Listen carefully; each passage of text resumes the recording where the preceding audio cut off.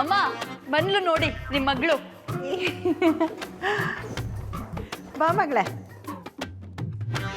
ಎಲ್ಲಿಗೆ ಹೋಗಿದೆ ಮಗಳೇ? ನಾನು ಎಷ್ಟೊತ್ತಿಂದ ನಿನ್ಗೋಸ್ಕರ ಕಾಯ್ತಿದ್ದೀನಿ ಗೊತ್ತಾ? ಏನಕ್ಕ ದೊಡ್ಡ ಮನೆ ದೊಡ್ಡ ಸೊಸೆ ಈ ದಡ್ಡತ್ತೆನ್ ಮೀಟ್ ಮಾಡಕ್ ಬಂದಿದ್ರಂತೆ? ಹೌದು ಬಂದಿದ್ರು. ಹೌದು ಕಣೆ ಚುಕ್ಕಿ, ಇವ್ರು ದೊಡ್ಡ ಸೊಸೆ ಬಂದಿದ್ರು. ಅವ್ರು ಏನು ಹೇಳಿದ್ರು, ಇವಳೇನು ಹೇಳಿದ್ರು ಕೇಳೋಣ ಅಂದ್ರೆ ಇವಳು ನನ್ನ ಕೈಲೇ ಸಿಗ್ಲಿಲ್ಲ. ಹೌದು ಚಿನ್ನ, ಅವ್ರು ಬಂದಿದ್ರಲ್ಲ, ಏನು ಹೇಳಿದ್ರು, ನೀನೇನು ಹೇಳಿದೆ? ಅವರು ಅದೆಲ್ಲ ಅತ್ತೆ ಸೊಸೆ ವಿಷಯ, ನಂಗೆ ಹೇಳಕ್ಕಾಗಲ್ಲ. ಬರ್ಲಾ? ಅಯ್ಯೋ ನಿಧಾನ ಮಗಳೇ, ಬಿದ್ದೋಗಿದ್ರೆ? ಅಪ್ಪ ನೀನಿದ್ಯಾ ಅಂದ್ಮೇಲೆ ನಾನು ಬೀಳೋಕೆ ಹೇಗೆ ಸಾಧ್ಯ? ಬೀಳೋ ಮಾತೇ ಇಲ್ಲ. ನಿಜ ಮಗಳೇ, ನೀನು ನಿರ್ಧಾರ ತಗೊಂಡಾಗ ಎಲ್ಲಿ ಎಡು ಬೀಳ್ತೀಯೋ ಅಂತ ಅನ್ಕೊಂಡಿದ್ದೆ. ಆದರೆ ಇವಾಗ ನನಗೆ ಆ ಭಯ ಇಲ್ಲ. ಇಷ್ಟು ದಿನ ನಾನಿದ್ದೆ, ಇನ್ಮೇಲೆ ಆ ಏಜೆ ನಿನ್ನ ಜೊತೆ ಇದ್ದು ನಿನ್ನನ್ನು ಕಣ್ಣಲ್ಲಿ ಕಣ್ಣಿಟ್ಟು ನೋಡ್ಕೋತಾರೆ. ಆ ನಂಬಿಕೆ ನನಗೆ ಬಂದಿದೆ. ಹೌದಮ್ಮ, ನನಗೆ ಆ ಮನುಷ್ಯನ ವ್ಯಕ್ತಿತ್ವ ಏನು ಅನ್ನೋದು ಅರ್ಥ ಆಯಿತು. ಮೊದಲನೇ ಸಲ ನನ್ನ ಮಗಳು ತಪ್ಪು ಹೆಜ್ಜೆ ಹಿಡದೆ ಸರಿಯಾದ ನಿರ್ಧಾರ ತಗೊಂಡಿದ್ದಾಳೆ ಅನ್ನೋ ನಂಬಿಕೆ ನನಗೆ ಬಂತು. ನೀನು ಈ ಮದುವೆ ನಿರ್ಧಾರ ಮಾಡಿದಾಗ ಎಲ್ಲಿ ತಪ್ಪು ಮಾಡ್ತಾ ಇದೆಯೋ ಅಂತ ಭಯ ಇತ್ತು.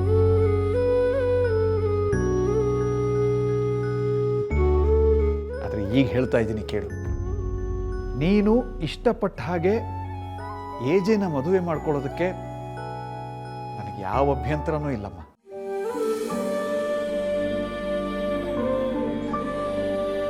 ಸಾಕು ಮಗಳೇ, ನಿನ್ನ ಜೀವನದಲ್ಲಿ ಇದುವರೆಗೆ ನಡೆದ ಎಡವಟ್ಟುಗಳಿಗೆಲ್ಲ ಒಂದು ಗೆರೆ ಹಾಕಮ್ಮ. ಆ ಮನೆ ಸೇರಿ ಅಲ್ಲಿಯ ಜವಾಬ್ದಾರಿ ನಿಭಾಯಿಸೋ ಶಕ್ತಿ ನಿನಗಿದೆ ಅಂತ ಸಾಧಿಸಿ ತೋರಿಸು. ದೇವ್ರು ನಿನಗೆ ಒಳ್ಳೇದು ಮಾಡ್ಲಮ್ಮ.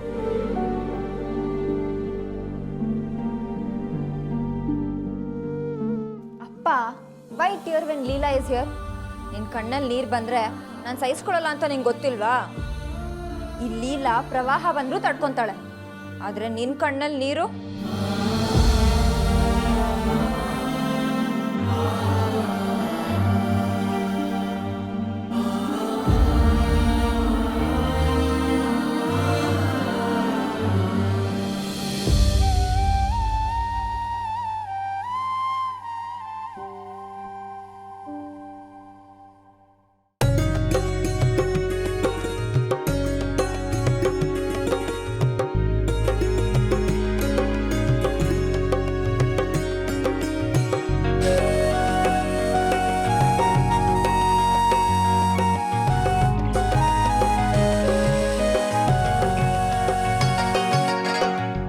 ವಸುಂಧ್ರ, ಕಲರು ಅಚ್ಚೊತ್ತಿದ ಹಾಗಿರ್ಬೇಕು. ನನ್ನ ಮಗನ ಹೆಸರು ಎದ್ದು ಕಾಣಬೇಕು, ಗೊತ್ತಾಯ್ತಾ? ಏ ವಿಶ್ವ, ನೀನು ಅಷ್ಟೇ ಬರೋರ್ನೆಲ್ಲ ಸರಿಯಾಗಿ ವಿಚಾರಿಸ್ಕೋ. ಕಾಫಿ ತಿಂಡಿ ಎಲ್ಲ ಜವಾಬ್ದಾರಿ ನಿಂದು, ಆಯ್ತಾ?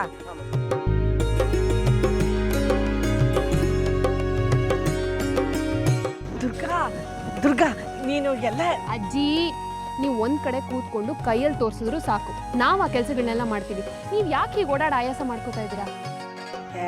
ಏನಮ್ಮ ನೀನು, ಮಗನ ಮದುವೆ ಕಾರ್ಯಕ್ಕೆ ಓಡಾಡೋದು ಅಂತಂದ್ರೆ ಆಯಾಸ ಅಲ್ಲ, ಆನಂದ.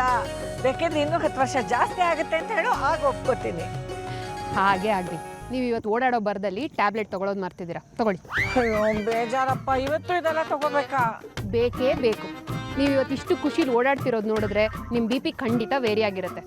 ಈ BP ಅನ್ನೋದು ಬಿಸಿ ತುಪ್ಪ, ಉಗುಳೋ ಹಾಗೂ ಇಲ್ಲ, ನುಂಗೋ ಹಾಗಿಲ್ಲ. ಜಾಸ್ತಿನೂ ಆಗೋ ಹಾಗಿಲ್ಲ, ಕಡಿಮೆನೂ ಆಗೋ ಹಾಗಿಲ್ಲ. ಬೇಜಾರಾದ್ರೂ ಏರ್ಪೇರಾಗುತ್ತೆ, ಖುಷಿ ಆದ್ರೂ ಏರ್ಪೇರಾಗುತ್ತೆ. ಆಯ್ತು, ಕೊಡು.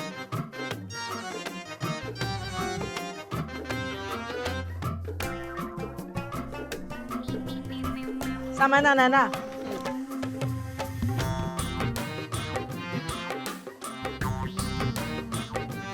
ಏನಾಗಿದೆ ನಿಮಗೆ? ಇವತ್ತು ಫಂಕ್ಷನ್ ನಡೀತಾ ಇರೋದು ನಮ್ಮ ಮನೆಯಲ್ಲಿ, ಅಂದರೆ ಏಜೆ ಮನೆಯಲ್ಲಿ. ಅಂಥದ್ರಲ್ಲಿ ಏಜೆ ಸೊಸೆ ಅಂದರೆ ಹೀಗೆ ಸಪ್ಪೆ ಮುಖ ಹಾಕೊಂಡು ನಿಂತ್ಕೊಳ್ಳೋದು ಸರಿಯಲ್ಲ. ನೋಡಿದವ್ರು ಏನು ಅನ್ಕೊಳ್ಳಲ್ಲ? ನೋಡ್ದವ್ರಿಗೆ ಏನಕ್ಕ ಗೊತ್ತಾಗತ್ತೆ ನಮ್ಮ ಹೊಟ್ಟೆಲ್ ಉರಿತಿರೋ ಬೆಂಕಿ ಎಂಥದ್ದು ಅಂತ? ಏನು ಹೇಳ್ತಿದ್ಯಾ ನೀನು?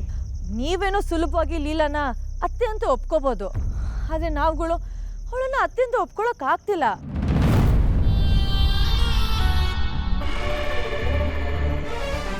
ಏಜೆ ಮಾತು ಮೀರಿ ನಡಿಬಾರ್ದು ಅಂತ ಒಂದೇ ಒಂದು ಕಾರಣಕ್ಕೆ ಅವಳಿ ಮನೆಗೆ ಬರೋದನ್ನ ನೀವು ಸಹಿಸ್ಕೋಬೋದು. ಆದರೆ ನಮಗದನ್ನು ಸಹಿಸ್ಕೊಳಕ್ಕಾಗ್ತಿಲ್ಲ. ಸಹಿಸ್ಕೊಳಕ್ಕಾಗ್ತಿಲ್ಲ ಅನ್ನೋದನ್ನ ನೀವು ತೋರಿಸ್ಕೋತಿದ್ದೀರಾ. ನಾನು ತೋರಿಸ್ಕೋತಿಲ್ಲ ಅಷ್ಟೆ.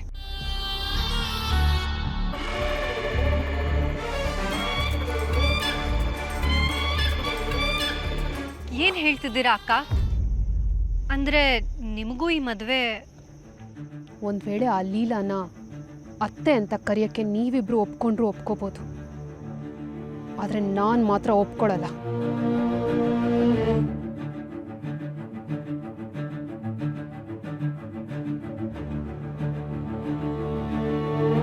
ಮತ್ತೆ ಈ ಮದುವೆ ಕೆಲಸಗಳನ್ನೆಲ್ಲ ಇಷ್ಟು ಆರಾಮಾಗಿ ಮಾಡ್ತಿದ್ದೀರಾ?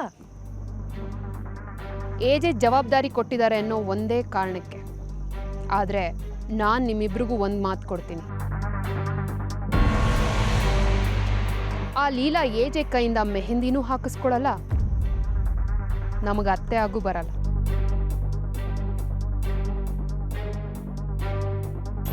ಅಂದ್ರೆ ನೀವೇನೋ ಪ್ಲಾನ್ ಮಾಡಿದ್ದೀರಾ ಅಂತ ಆಯ್ತು. ಹಾಗಾದ್ರೆ ನಾನು ಕೇಳ್ತಿರೋದೆಲ್ಲ ನಿಜಾನಾ? ದುರ್ಗಾ ಅಕ್ಕ ಪ್ಲಾನ್ ಮಾಡಿದ್ದಾರೆ ಅಂದ್ರೆ ಅದು ಅಂತಿಂತ ಪ್ಲಾನ್ ಆಗಿರೋದಕ್ಕೆ ಸಾಧ್ಯನೇ ಇಲ್ಲ. ಪಕ್ಕ ಬ್ರಹ್ಮಾಸ್ತ್ರನೇ ಆಗಿರುತ್ತೆ. ಅಂತ ಪ್ಲಾನು ಏನ್ ಮಾಡಿದ್ದೀರಾ ಅಕ್ಕ? ಇನ್ನು ಸ್ವಲ್ಪ ಹೊತ್ತಲ್ಲಿ ನಿಮಗೆ ಗೊತ್ತಾಗುತ್ತೆ. ಒಟ್ನಲ್ಲಿ ಏಜೆ ಜೊತೆ ಲೀಲಾ ಮದುವೆ ನಡೆಯಲ್ಲ.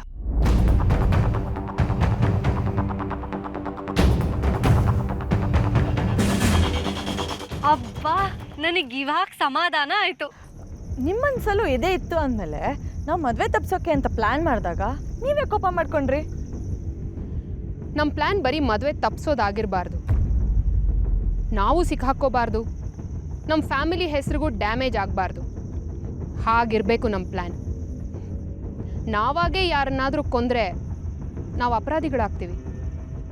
ಅದೇ ಅವ್ರನ್ನವರೇ ಕೊಂದ್ಕೊಳ್ಳೋ ಹಾಗೆ ಮಾಡಿದ್ರೆ ಬುದ್ಧಿವಂತರಾಗ್ತೀವಿ.